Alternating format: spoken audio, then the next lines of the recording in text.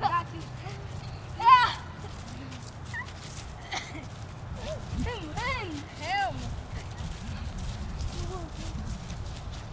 I just. Oh.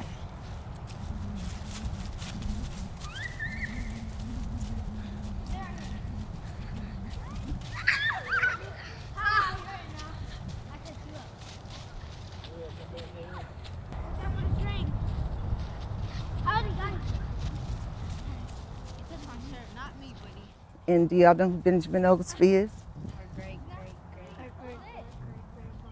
Good job, right. And he was a slave. And yes, he was a slave. But the good thing about it, he went and joined the army. And then he came back, the land where Oglesby Park is. You know where the Oglesby Park, right? Yeah. Well, he bought some of that land, and he lived on that land. But what's so amazing is that back then it wasn't that slaves could do something like that, but especially the fact that he had enough money. $2,000 is what he bought it for, right? Uh-huh.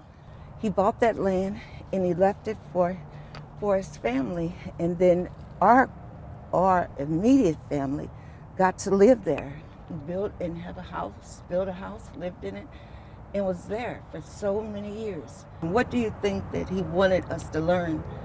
To be good. Yes, to be good.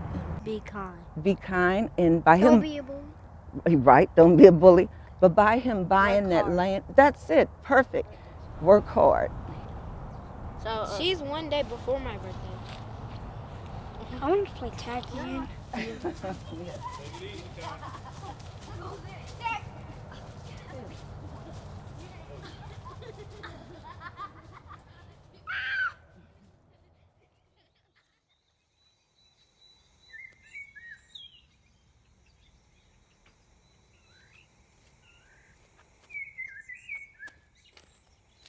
I have been doing what's called service learning in my history classes for the past 3 years.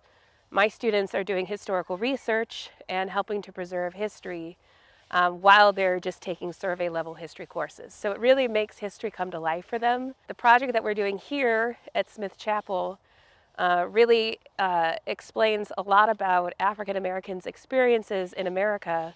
And instead of just teaching about segregation and inequality, they can come here and work at the cemetery and learn about the lives of the people that are buried there, see the discriminations that happen in a black cemetery versus a white cemetery.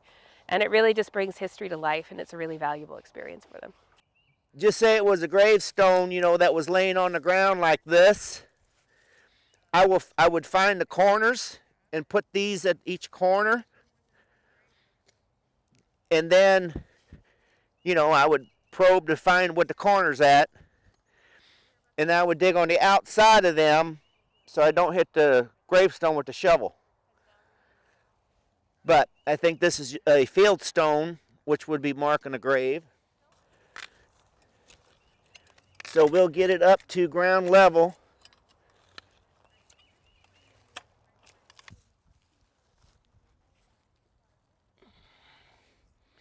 See, they just had it sticking in there like that.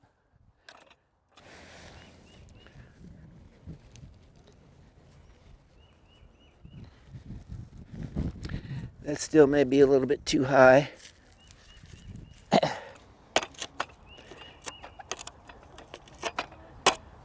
I call Jerry the cemetery whisperer because I've known Jerry for many years, and we were working on a cemetery across on the other side of the county one day, and I had come across a headstone, and I was working on doing something on it that I shouldn't have done. And even as my friend, that didn't stop him from saying, "Doris, do not put anything on the headstone. Jerry will get after you." But just for fingers. I swear. Are fingers okay? Are hands okay? Hands fine. Okay. Yeah, But I mean, yeah. and he was going to bring water and a soft brush. I really appreciate you all. Okay? So if you want to pick a corner and start. And when you let them, you know, get them wet down and you let them soak a little bit, it helps clean them because they all get soft. And it, like I say, you can use a plastic putty knife to scrape the thick stuff off.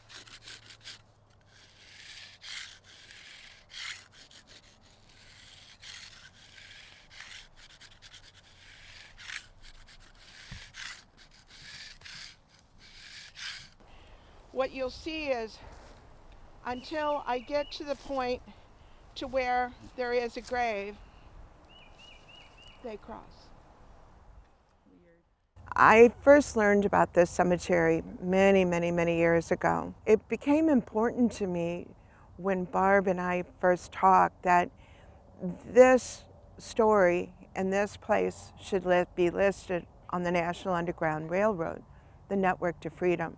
There's all these stories, and it's important that they continue to be told. We've had Doris come to the classroom 3 times and teach us about doing our research. I think all the students can relate to the idea of having a loved one be buried somewhere and be forgotten and not be respected, not being taken care of.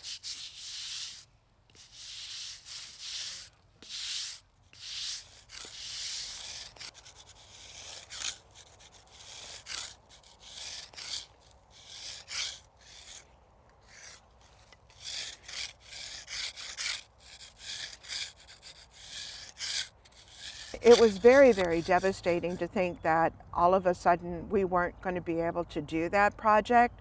And I hope that people feel just like I do, that that's not going to stop us. We're not going to stop telling the story. We'll find other ways. But the story needs to be told, and that's the important thing. I think all the students can relate to the idea of having a loved one be buried somewhere and be forgotten and not be respected, not being taken care of.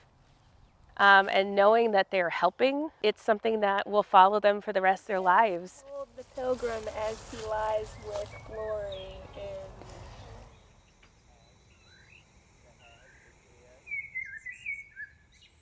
When I talk to my grandkids and tell them about Benjamin and the story of how he, you know, went to the service, how he did bought the land, all about his life and what we found out. It makes you want to do more. It makes you want to be just really to do something with that dash in the middle of your life. I just want to do something that makes a difference is what I'm trying to say.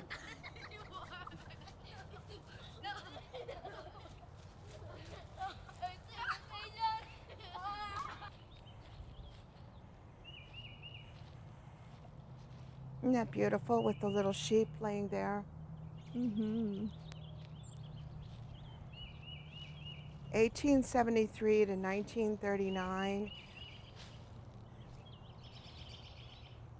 Maddie Jackson, September 1873, November 3rd, 1945. Wesley Jackson, 1898 to 1947, must be the youngest brother.